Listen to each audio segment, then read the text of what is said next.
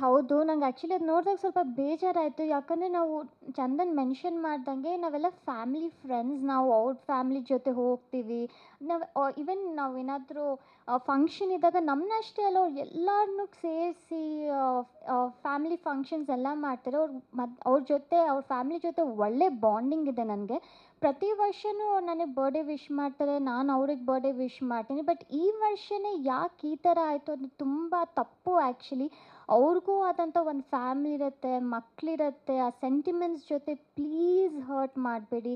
Because ಎಲ್ಲರಿಗೂ ಅದು ತುಂಬ ಮನ್ಸಿಗೆ ನೋವಾಗುತ್ತೆ. ಆ್ಯಂಡ್ ಇವಾಗ ಜಸ್ಟ್ ಒಂದು ಪೋಸ್ಟ್ ಹಾಕಿದ ತಕ್ಷಣ, ಯಾವುದೋ ಒಂದು ಟ್ರೆಂಡಿಂಗ್ ಸಾಂಗ್ ಹಾಕಿದ ತಕ್ಷಣ ಏನೋ ಲವ್ ಇದೆ, ಅದಿದೆ ಅಂತ ಹೇಳೋದು ತಪ್ಪು. ಪ್ರಾಬಬ್ಲಿ ಒಂದಷ್ಟು ಜನ ಜೋಕ್‌ಗೋ ಅಥವಾ ಅವ್ರ ಪೋಸ್ಟ್ಸ್‌ಗೆ ಎಂಗೇಜ್‌ಮೆಂಟ್ ಸಿಗಬೇಕು ಅಂತ ಮಾಡ್ತಾರೆ. ಬಟ್ ಆದರೆ ಅದರಿಂದ ಹಿಂದೆ ಆಗುವಂಥ ನೋವಾಗಿರಲಿ, ಅದು ಈ ಸಿಚ್ಯುವೇಷನ್ ಈ ಟೈಮಲ್ಲಿ